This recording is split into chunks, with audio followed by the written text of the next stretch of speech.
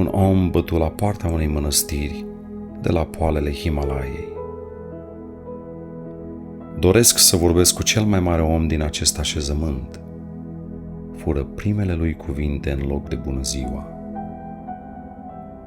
Călugării îl măsurară din cap până în picioare, fără să spună un cuvânt, și îl duseră la maestrul lor, care era adâncit în citirea unor scrieri.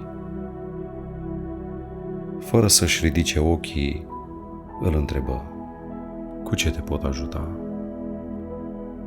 Vreau să-ți fiu discipol, maestre, să devin un om mare, ca tine. Și preț de o jumătate de oră îi vorbi despre dorințele sale. Maestrul îl ascultă și după ce termină îi spuse: fiule, tăcerea îți va ascuți auzul și îți va înfrumuseța cuvintele. Vorbele multe îți cheltuiesc energia atunci când nu spun nimic. Vrei să-mi fii discipol? În curtea interioară lângă fântână este o piatră mare. Te rog să mi-o aduci, căci vreau să-mi fac un altar din ea. Omul se uită spre curte și văzu un bolovan foarte mare. Glumești? Nici 10 oameni nu o pot ridica, dar eu... Maestrul plecase deja. Omul rămase trist, așezându-se dezamăgit pe scările templului. Niciodată nu voi putea să fiu discipolul acestui mare om, gândi el. Oftând cu capul plecat, începu să se gândească cum ar putea să ridice minunea de piatră mare cât un munte.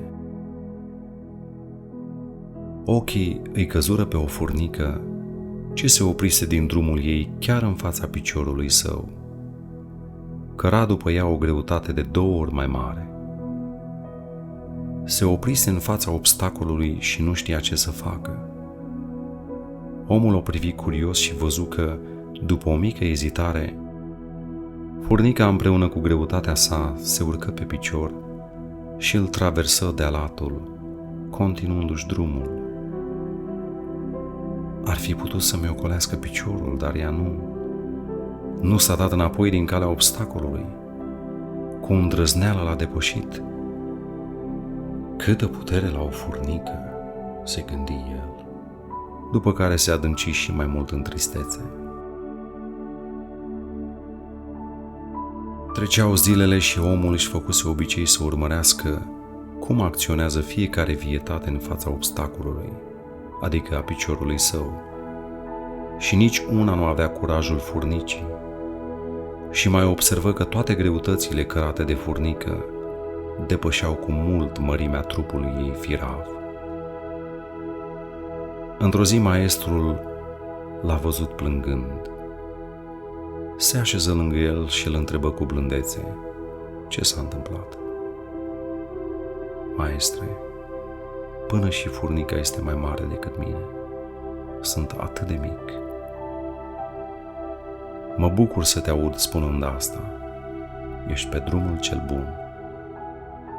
Înainte de a apuca să mai spună ceva, maestrul era deja departe. Omul se gândise zile la rând cum să ridice piatra și în același timp se gândea și la furnică, la puterea ei. Voi reuși pentru că îmi doresc din tot sufletul să fiu discipolul maestrului. Și în același timp își dori să fie furnică, să aibă curajul și forța ei.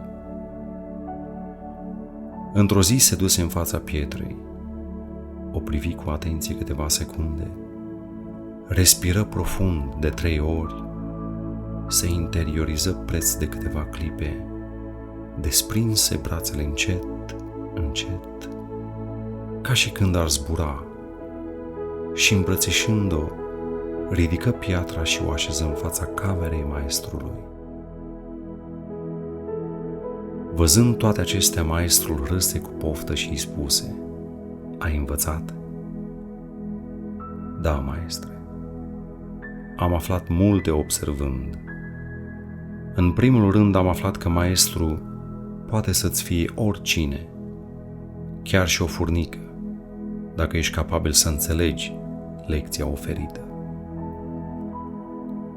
În al doilea rând, să nu îți fie teamă de niciun obstacol, acceptă-l, fii una cu el, conștientizându-l, îl poți trece cu bine. În al treilea rând, puterea unei ființe nu stă în forța mușchilor ei, ci în sine. Concentrându-mă asupra sinelui, devenind una cu el, greutatea pietrei nu a mai fost un obstacol pentru mine. Am putut să o ridic, deși era de 2 ori mai grea decât mine. În al patrulea rând, să nu judeci pe nimeni după mărimea lui, ci după fapta lui.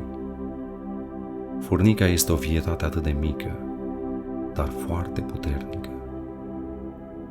Și în al 5-lea rând, să crezi în Dumnezeul din tine și atunci puterea ta va fi fără limite. Dar toate acestea nu aș fi putut să le învăț dacă nu aveam o motivație, un scop al vieții. Dacă vei reuși să fii mereu ca și furnica, atunci ai înțeles unul dintre secretele vieții, acela că nu există obstacol pe care să nu-l învingi, atâta timp cât ești cu sufletul curat și centrat în inimă. Forța din tine poate muta și munții, iar credința ta îți va fi călăuză. Bine ai venit printre discipolii mei!